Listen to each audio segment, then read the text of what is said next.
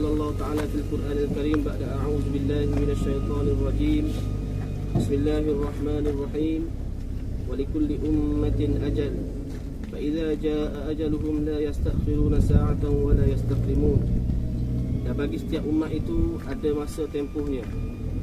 Bila sampai saja tempohnya, maka tidak dapat kamu mengakhirinya walaupun sedetik, dan tidak dapat kamu kemudiankannya walaupun sedetik.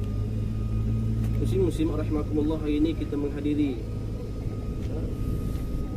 mengiringi pengemudian sahabat dan juga jiran kita Tuan Haji Syafi'i, almarhum Tuan Haji Syafi'i.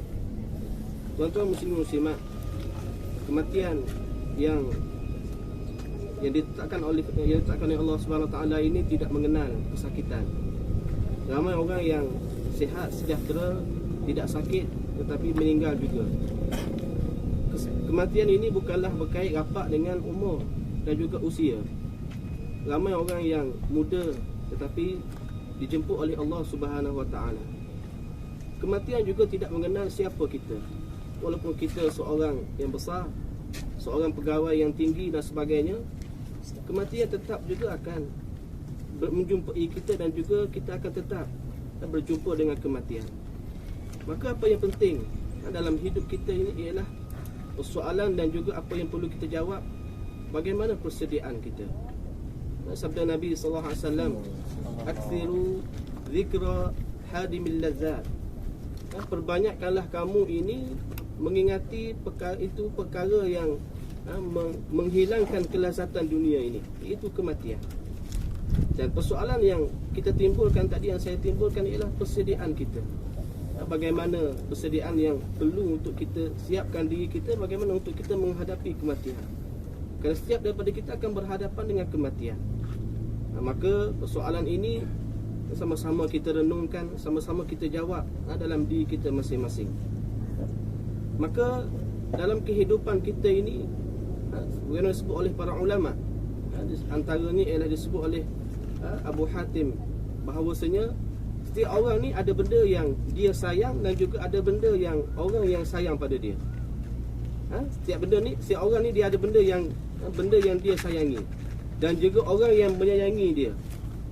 Tetapi kata Abu Hatim, aku tak lihat orang yang dia sayang benda ini ataupun orang yang menyayangi dia ini akan teman di dalam kubur, melainkan ialah amal soleh dia.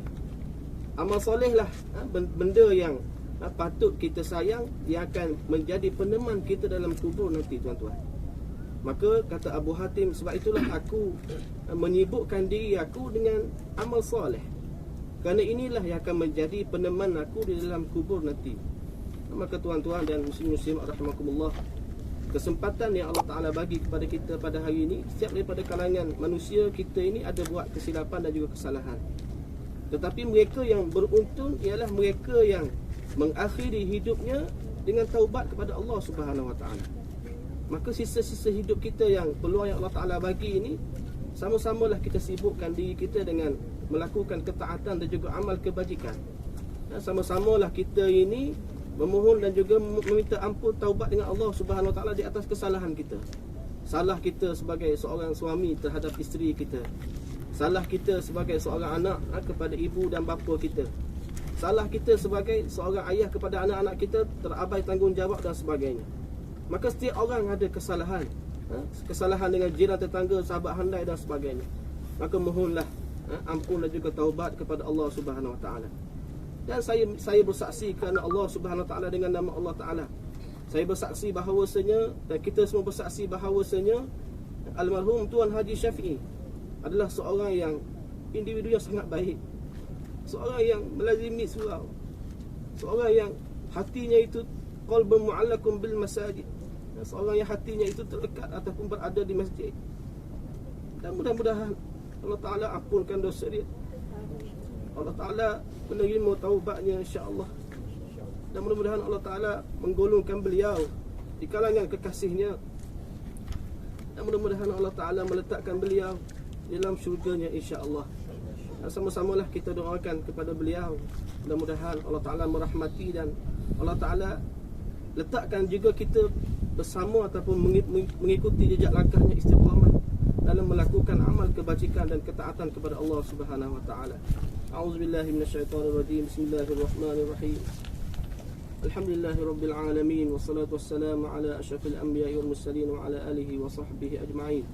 Allahumma ighfir lana dhunubana wa liwalidina warhamhum kama rabbawna shighara. Lijami'il muslimin wal muslimat al ahya'i minhum wal amwat. Allahumma ighfir lahu warhamhu wa'afihi wa'fu anhu. Allahumma ighfir lahu warhamhu wa'afihi wa'fu anhu. Allahumma ighfir lahu warhamhu wa'afihi wa'fu anhu. Allahumma ij'al qabrahu rawdatan min riyadil jannah. Allahumma ij'al qabrahu rawdatan min riyadil jannah. ولا تجعل قبره حفرة منه فللنيران. اللهم إن كان محسنا فزده في إحسانه وإن كان مسيئا فتجاوز عنه. ربنا عليك توكلنا وإليك أنبنا وإليك المصير. ربنا تقبل منا دعاءنا وأعمالنا كلها تامة واغفر لنا ذنوبنا عامة ولا تعذبنا يوم القيامة إنك على كل شيء قدير. دعواهم فيها سبحانك اللهم وتحيتهم فيها سلام وآخر دعوانا الحمد لله رب العالمين. تقبل الله منكم.